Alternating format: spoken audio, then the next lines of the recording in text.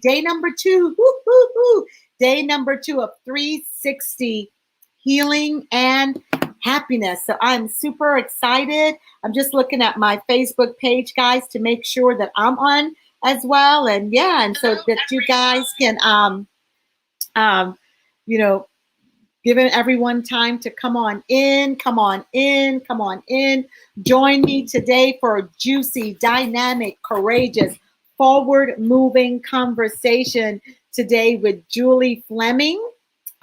We're going to welcome Julie in. Someone's on there that says Facebook user. So if you can tell me the Facebook user, what your name is, so we could identify you. Tell us where you're joining us from on this morning or this afternoon. It's 1:30 East Coast time. And so join us in. Tell us where you're from. And if you're watching the replay, put on there, please, hashtag replay, hashtag replay. So I'm super excited for you guys to be here. I'm super excited for you to join me in. Today, I'm going to welcome in Julie Fleming. I'm going to go ahead and bring Julie on camera right now. Hey, Julie. Hey, Esther. How are you? How are you? So great. We're allowing people to come on in. Hey, DeQuessa. DeQuessa is joining us from the Bahamas. Wish I was there. Wow. I was there. Ashley from Brooklyn, New York. Thank you for joining us. Come on in, guys. This is our day 2 of 360 days of healing and happiness. Healing and happiness. I think this is so important that this conversation, because with everything that's going on in the world today, you know, there's a lot of people that need healing, and then they need to, you know, they may be wondering, why is it that I don't have a sense of well-being? Why is it that I'm just not feeling happy? You know, and many times we can't feel happy if there's just areas in our lives that just needs healing. And so this week, that's really what our focus is, and what we're talking about is just, you know, giving you the tools and just a little bit. You know, we can't solve everything in 6 days or in 30 minutes, what we're on for, but just giving you just a little bit of something, as they say, so you can at least begin the process. You can have that knowledge. And so I'm excited about it. I'm excited to have Julie join us on this afternoon. And I just want to share you guys with you. Julie and I met each other several months ago. Mm-hmm. At was it the virtual? I think it was. Yes, it was the Extraordinary You at was it the Extraordinary You event? And then since then, we've talked several times. We've peer coached together and just did all kinds of things together. And Julie just has a phenomenal story and a journey, and I just wanted to share that with you. So I'm so glad that you guys are joining me. So come on in. Going to give you a few more minutes to come on in and join us. Let us know when you're here so I could say hi. Let us know where you're joining us from. And of course, again, if you're watching the replay, you know, put on there hashtag replay and exactly, again, where you are joining us from, So Julie, I'm going to have you introduce and tell us a little bit about yourself. Hey, hi, I'm Julie Fleming. I grew up in Minnesota. I'm a Minnesota farm girl. You can take how do I say that? You can take the girl off the farm, but you can't take the farm out of the girl. Oh yeah. And Minnesota is a great place. Have you gone to the state fair in Minnesota? Oh yeah. I haven't gone yet, but I plan on going. Plan on meeting someone there and next year. Wanted to do it this year, but of course COVID happened. But next year. Yeah. Everyone is saying, hey, Julie. So listen, guys, as Julie and I are talking, this is a dialogue and not a monologue. Don't let us feel as if we're alone. Make sure that you heart us up in Facebook or, you know, and let us know that, hey, Yana, I'm there. Hey, Yetta, thank you so much for joining us. Yetta says, hello, gorgeous ladies. So go ahead, Julie, finish telling us about yourself. Yeah, and if anyone has any questions, too, they can pop them.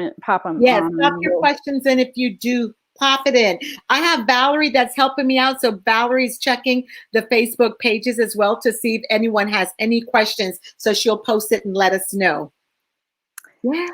Well, I guess the main thing that I want to share with people is that the biggest key to me unlocking that deep-seated joy for being alive has been when I finally understood that I am in charge of my own life. I am responsible for my own life. I am responsible for my health and happiness and well-being. And I have the power and authority to be happy, to be healthy, to be well. And for me, I was a very emotional child, very sensitive. And in my teenage years, I had long bouts of melancholy, what I called, and what it was called back then, it's melancholy. Right. And I had a baby very young, 19, baby myself. And then I was married by 20. And I went through seasons of deep, deep depression. And I just could not. Of course, I knew at that point some of the experiences I had had. And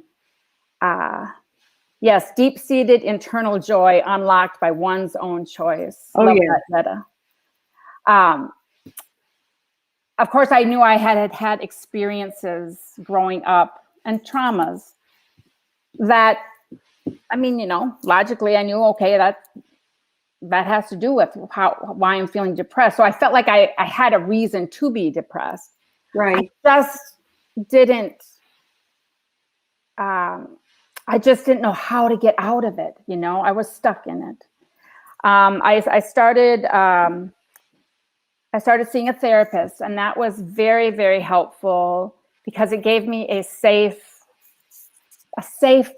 haven to really just cry and just talk about how I was feeling, let out those, what I considered, sort of spinning crazy thoughts in a safe space. And something really interesting, I chuckle at it now, but at the time it was just so profound for me.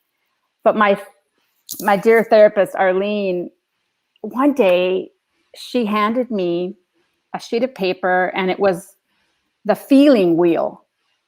So it's that wheel of emotions, and there's all kinds of colors in there, the feeling, the emotions are all colored, it's a very colorful wheel. And I'm looking at this, and I'm looking at all the names. Now, logically in my head, okay, I'm a smart cookie. I know that, yes, there are all these emotions. For some reason at that point in my life, everything that I felt led to sadness. And that was the only thing that I allowed, really, sadness and joy, like sparks of joy, of course. Yes. But the lower vibrating emotions, anger, disappointment, hurt, that all just funneled into sadness for me. And that sadness is all that I would allow myself to experience. So I looked at this and I just burst out in tears.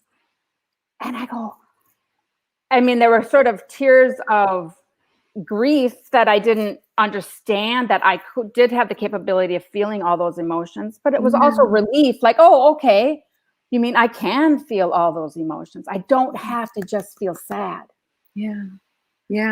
So that was really powerful for me. So when you're thinking about that color wheel, I'm sure some of you, Julie, as what some of our viewers are thinking, I'm sure you've experienced that as well, or those who are watching on Facebook Live, or even the replays, that sometimes when things are happening, you're looking, they all filter into one area, and you're like, why is it everything that I'm experiencing finally leads to sadness? Yeah, that's really powerful. So when you looked at the color wheel, it helped you to Well, it opened something up in me. right. Okay, we are designed to feel all of these emotions.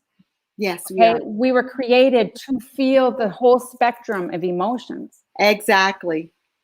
So now I knew that. I understood it. I always knew it, but I understood it. There's a difference. And it gave me hope that, okay, I just now need to figure out how do I allow myself. So one thing that I also kind of delved into around that time was a book called The Artist's Way by Julia Cameron. Mm-hmm. And Arlene had suggested that book to me. Actually, she gave me her copy, and I kept that for months and months. And I couldn't get past the first few pages because that title didn't resonate with me, The Artist's Way. But it's a book around, it's like a therapy book around opening up to your creativity. Right. And, our creativity is where our soul sings, our soul sings through our creativity. And I just didn't think that I knew I wasn't an artist in the, the formal term of artist. The singing and the or the painting or the drawing, painting. Right. Piano playing. I mean, I have artists in my family and those, and I just thought, well, I just wasn't in that line. Like I wasn't in the artist line. Right. I was over here in the words line. Like I have a lot of words and I like to write. So, however, I was moving to California at that time. I was in my late 40s and that book had been sitting there and I would sometimes go into it and then I would put it away. Is that by Julia Cannon, you said? The Cameron. Cameron, okay. Cameron. Okay. The Artist's Way. And I believe it's a 9-week, so it's exercises for 9 weeks. It's a really beautiful book. However, the best way to go through that book is to do it with a group, okay, and get the support of a group. And when I gave that book back to Arlene when I moved to California. My adult sons were in California, and I went to be with them. And I promised her that I would buy my own copy. Right. And I did. And I found a group led by a lovely woman named Judith in Carlsbad, California, Encinitas, California. And started doing, I went through like 5 different rounds of 9-week sessions of that book. And it really, the combination of expressive arts and journaling and expressive movement, that combination just started to unlock those emotions that were buried alive in me. And I really started to really understand how those buried emotions had been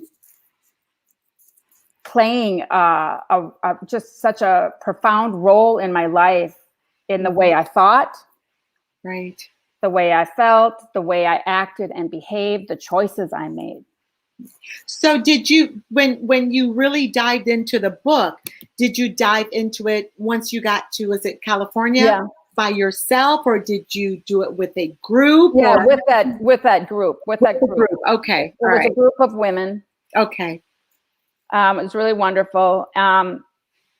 So that once I started to, and then I started to write again. I hadn't written since I went to college. I stopped writing somewhere along the From the line. pain. So your pain, the pain that you were feeling inside, stopped you from doing a lot of things that you once did. Yeah, I sort of, when you become, depression really, my definition of depression, or my explanation of depression, is when you believe either I believed I wasn't able to handle all the feelings. Right. Or I was just unwilling to feel them because it's scary. Yeah, that's really a good point. Either you're not able, because some of us, for whatever the reasons may be, it could be mental block, emotional block, we're not able.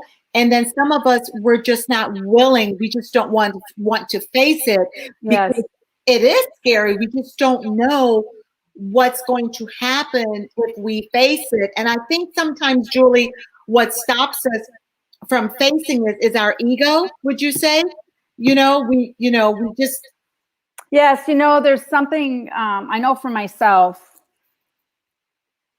and I know this is common for a lot of people. You don't have to be raised on a farm to have this mentality, but that kind of, if you grow up with that sort of mentality of putting a stiff upper lip, and just bracing yourself through the storm, like white knuckling it through the storm, or that whole, pull yourself up by the bootstraps and just keep moving.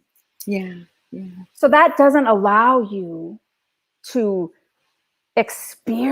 truly experience what you are. Yeah. You can't go around these things. The only way is through. And that is feeling the feelings in your body and finding meaning to what has happened. And okay, this thing is happening. And what I needed to learn and actually unlearn, because I sort of grew up with this belief that life was hard. Yeah. Life was a battle.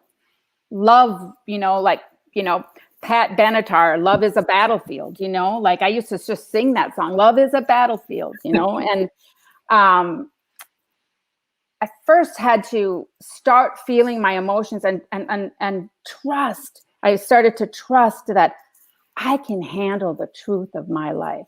Yes. I was designed and created to experience, navigate the truth of my life and allow the truth of the experiences, really seeing them as opportunities for growth and expansion and evolving, unfolding. Exactly. Unfolding. And I had to get to that point where I could feel the emotions and trust that I could handle it. Yeah. Okay? So now I began to believe I can handle it. I started to see that life was for me. Yeah. And did you stop singing the song "Life is a Battlefield"? No, I love all of Pat Benatar's songs. So I will still sometimes sing it, but I do it in a therapeutic way, which I think I'll get around to a 360. Yeah. I'll come full circle to this, but from this, just opening up to my creativity, which is really just opening up to you, opening up to your gifts and your wholeness. Right. We are all born creative and brave and smart and funny and confident and curious. And I started to like Okay. Yes, I do. I am creative. I am an artist, you know. Yeah. Um, that led me to this point of, I am to this point of wanting to take responsibility for my life.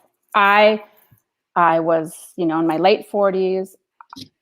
I wanted to take responsibility for my life and design a new life for myself. I no Right. longer was interested in how I had been doing it, although I did come to a point to really be grateful for the way that I did it and accept the way that I did it as it was perfect for me. It was my journey. Right. Right.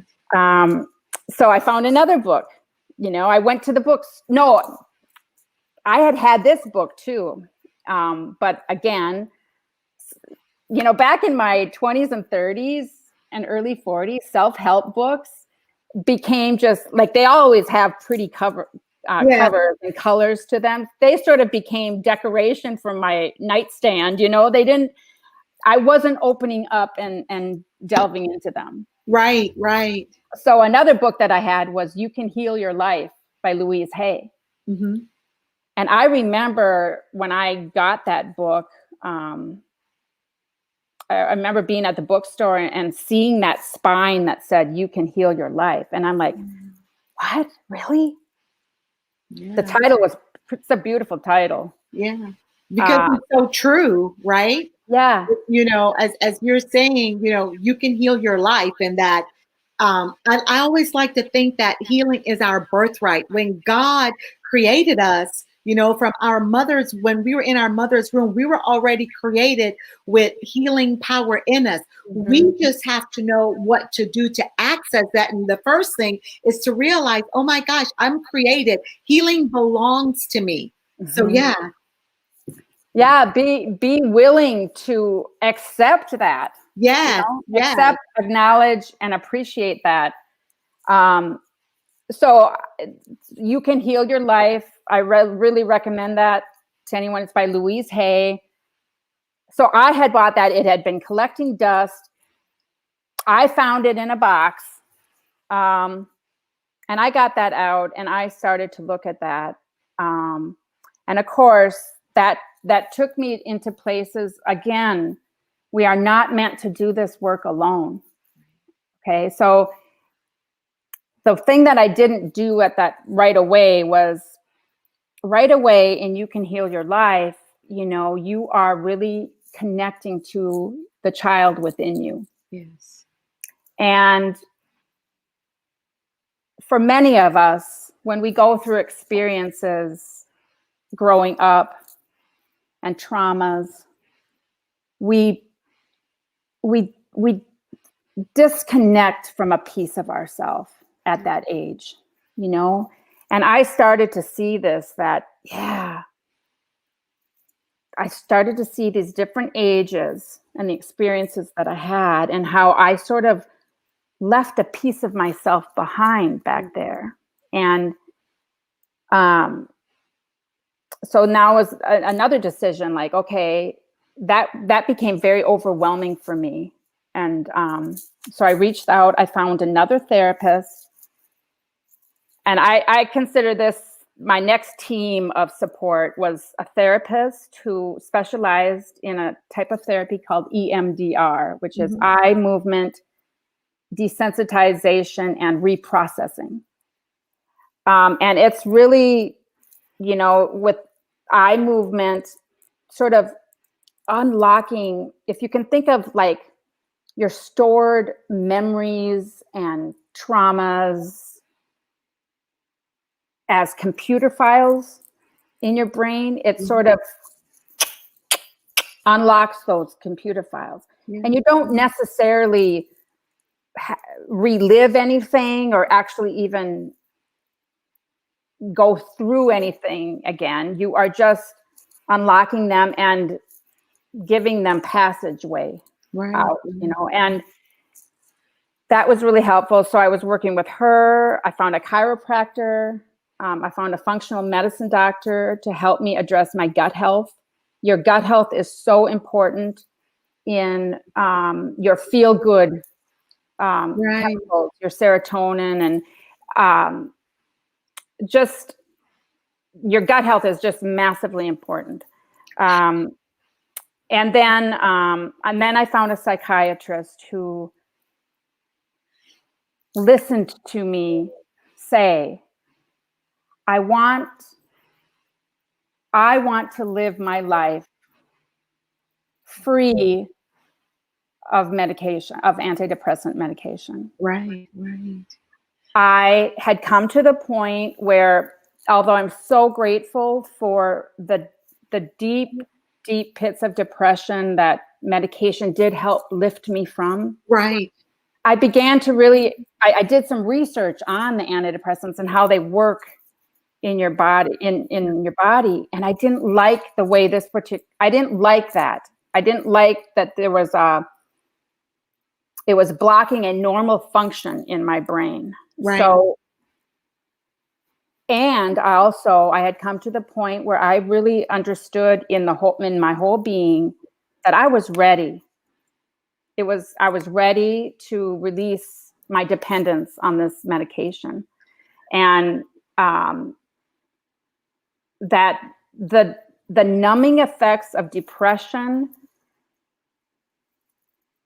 was similar numbing effects for me of the antidepressant. Right. And I no longer wanted to numb. So can I ask you a quick question, Julie, just to kind of fast forward a bit for time's sake? One of the stories I love that you tell on your journey towards healing was when you went on the mission field and you were in India. Do you remember that story? Yeah. Can you share that story? I love that story and the healing that took place in your life while you were on the mission field. Well, I went in 2013 and 14. I spent 6 months in India volunteering. Yeah. And then I also went into Nepal for 3 weeks. And again, you do not have to do something that big. Right. But there comes a time, and I believe all of our lives, when we realize we have to make a sea change, like a big change, a sea change in our life. Like we've got to, break down the comfort zone. Yeah. The borders of our comfort zone. SEE change or SEA change? Which change is that? SEA, a sea change, like a huge change. A what change? A huge change. A huge change. Got you. So the SEA, the sea change is speaking of how large it is. So for example, sometimes you need to make a change, and that could just be moving from one state to the next state and just launching out to make that change, to also begin that healing process of what's going on in my life. That's powerful. It could even just be, it could be anything. It could be changing the group of people that you're surrounding yourself with. Okay? So good. Anything that will get you out of the comfort zone that we get in sometimes becomes limiting beliefs. We limit ourselves with that comfort zone. We limit who we are. We limit the unfolding and the expansion of ourselves. So either we break down the walls of that comfort zone, or we extend the comfort zone out further. So everyone has to come to their own selves. What is limiting me? Yeah. So I went to India, and I did so much walking in India, and walking had always been my therapy since I was a little girl, walking down our gravel road. Yeah. And I walked and I walked and I walked myself into these lovely people and all of these just magnificent experiences, just giving of myself and allowing myself to receive. And that was the biggest key for me, is I had always been a giver, and now I was learning to receive. I'm getting a little spin thing for you. Oh,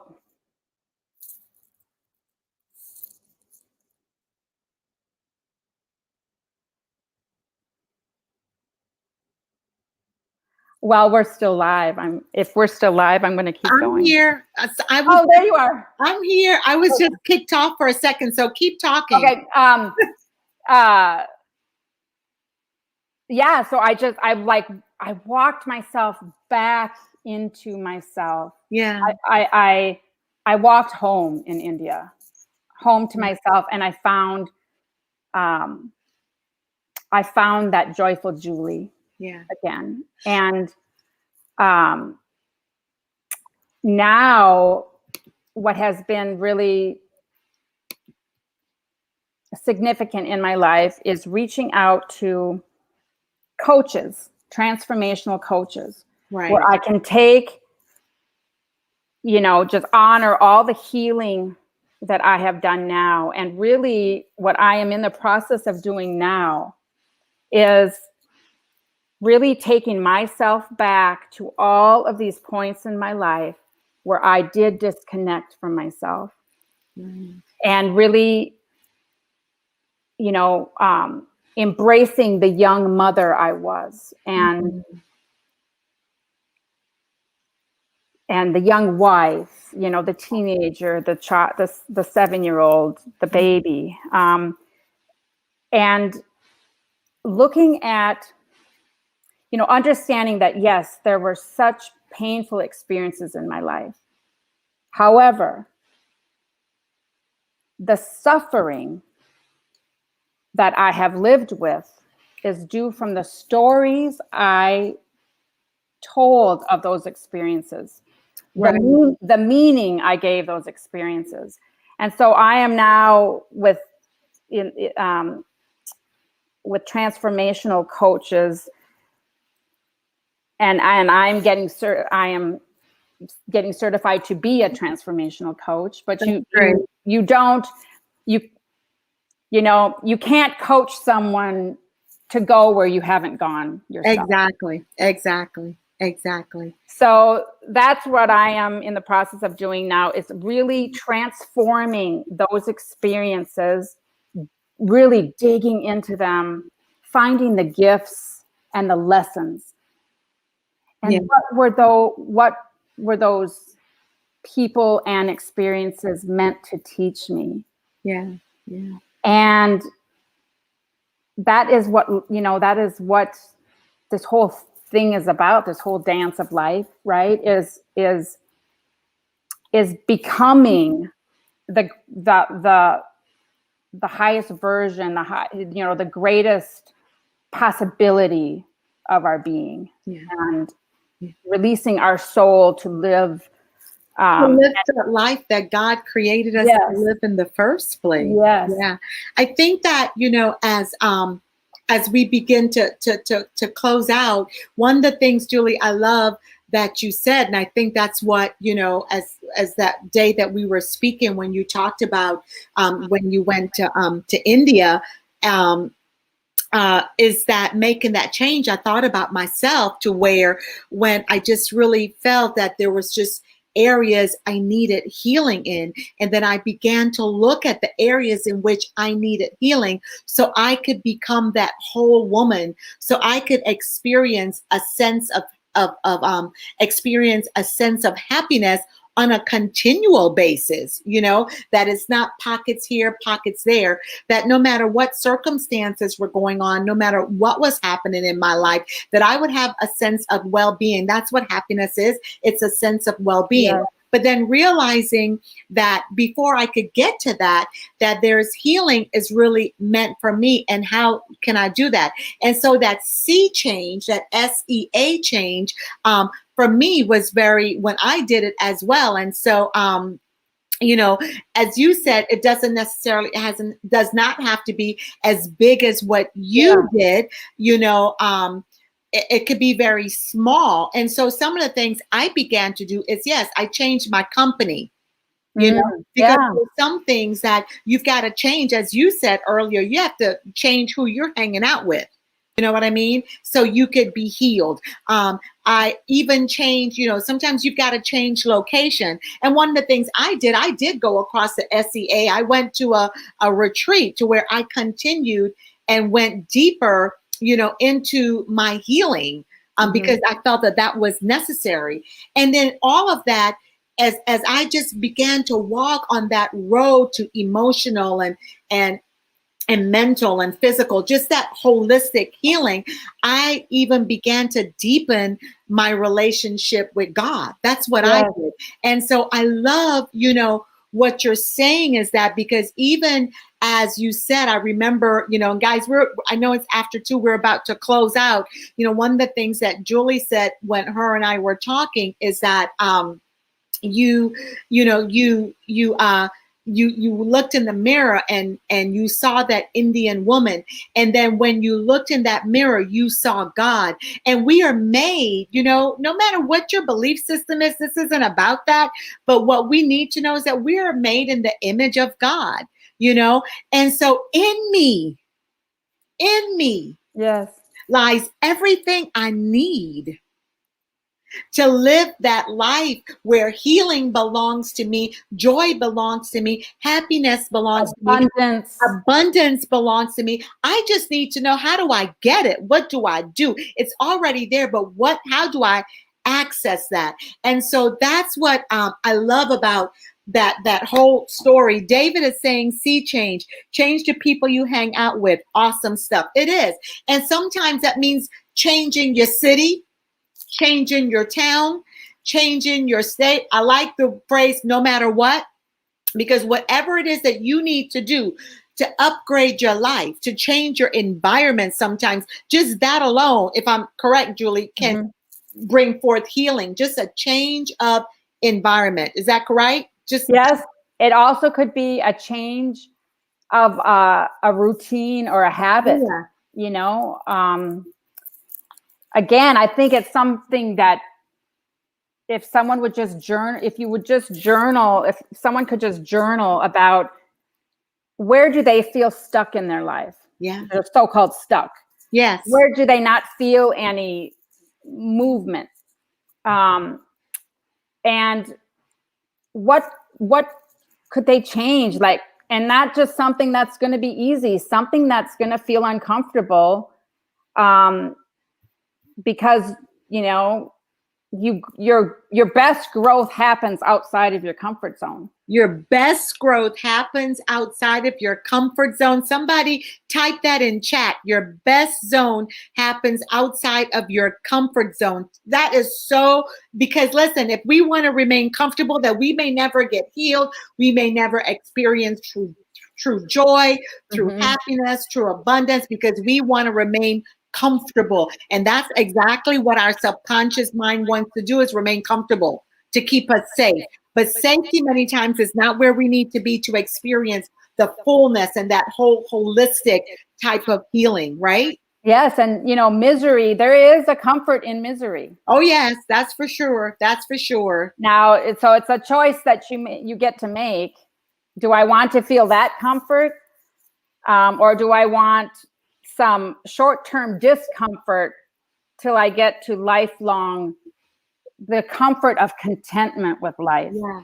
To me, it's happiness, being content with what is, being present moment, present moment minded. Yeah. And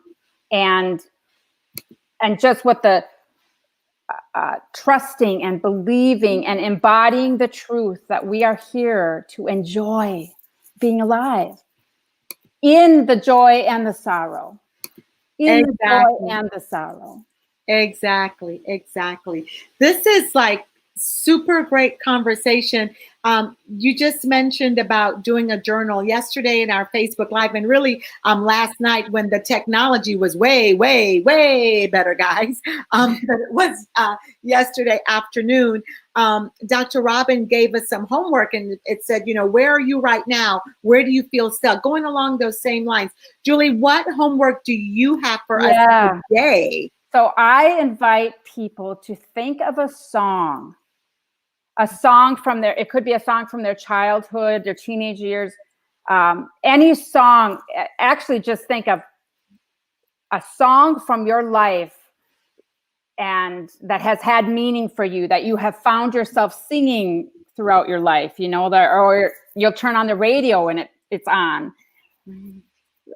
Find a song that you really resonate with, and in the privacy of your bedroom or somewhere alone where you can have some alone time, crank that song, and just allow yourself, your body, to intuitively move to the song.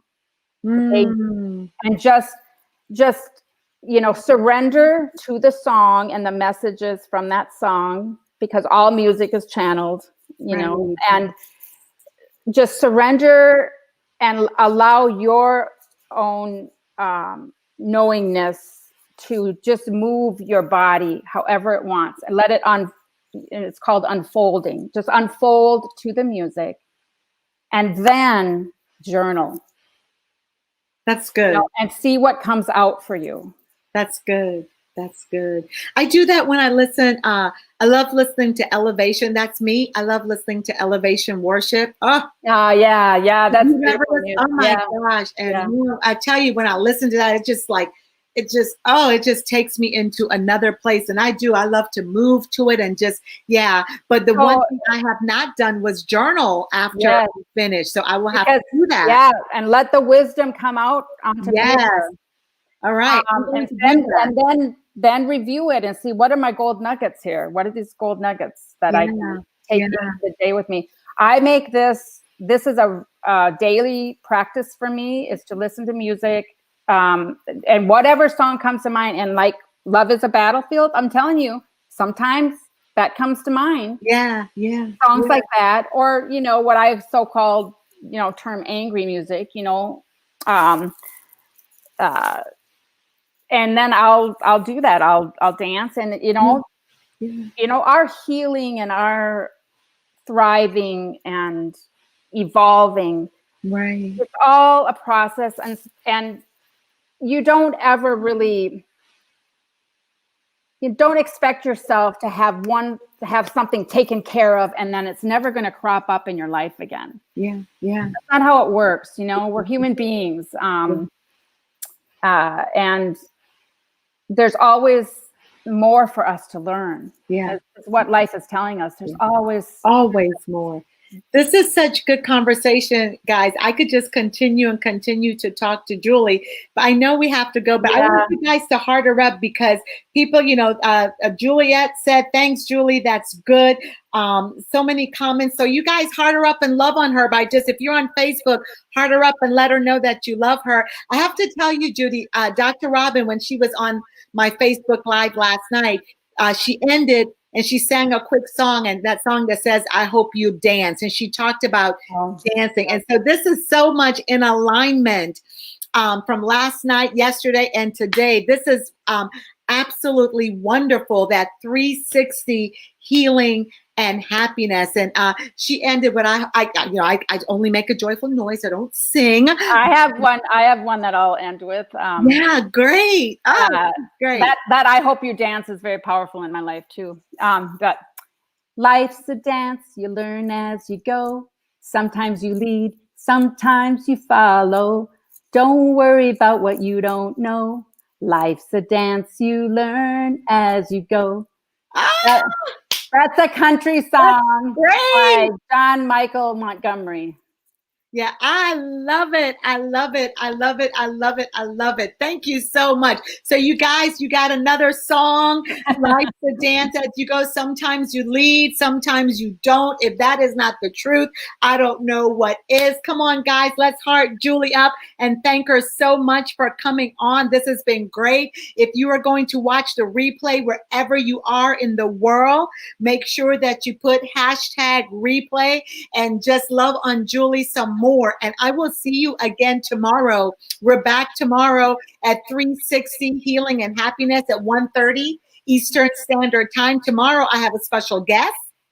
And then on Thursday, we're back again, same bat channel, same bat place, with Yetta Decker from Ottawa, Canada. Friday, it's going to be powerful. We've got Yasmina coming on from Belgium on Friday, Julie. And then, Wow. of course, we've got Soul Sister Nikki on Saturday. Cool. So all at 1:30. We are really serious about our 360 healing and happiness. And this isn't just for women, it's for men as well. So come on in, guys, and get it. I want you also to go to my website because, Julie, I'm going to be launching tomorrow. You got to be on there about my retreat that's coming up in March and my Festa Della Donna International Women's Day weekend where the celebration will continue. Yetta says fun, fun, and fun. Yeah, so this has been great. This has just been great. I don't know, Yetta, are you going to have a song for us too on Thursday? Don't want to give anybody any pressure, but that was great. I just love it. I just love it. So you guys, you got your homework. Make sure you do that homework. Put that song on. Dance to that song. You know, whatever you do, move to that song and then journal it. I will definitely be doing the same thing. I'm going to do it. I've not journaled before. Yetta said, absolutely not. I get it, Yetta. I'm not the song person either. I tell you, Hey, Yetta, if I can do it, you can do it. Yeah. My little grandkids laugh at me when I sing, you know, so if I... Yeah, wait, listen, my husband says to me, Esther, you don't want to do that. That's right. Tell him, listen, I make a joyful noise, but it's joyful. Yeah. Yeah, this is great. This is great. I just thank you so much. I appreciate you. Yetta said, yeah, no, I don't blame you, Yetta. I would be saying the same thing. No, I'm not going to be singing, but this is great. Thank you so much, Julie. Guys, make sure you tune in tomorrow. I will be, it was such an honor and a privilege to have you. Thank you for taking the time out and I don't know, Julie, if you want to put your email address or any information about yourself in there that where if anybody wants to reach out to you, they can. Okay. You know, you could type it in there and we'll send it out so people can reach out to you. I appreciate you again, guys. Thank you for joining us. Went a little bit longer, but this was juicy, dynamic, forward moving conversation. Yetta said, love that you sang, Judy. She sang that song, right, Yetta? Yeah, this was great. Forward moving conversation. And that's what we're about. And it does take courage to have these conversations, to be transparent and have people look into your soul as we're all on this road to being to healing, right? To healing. So love you guys. Take care and we will see you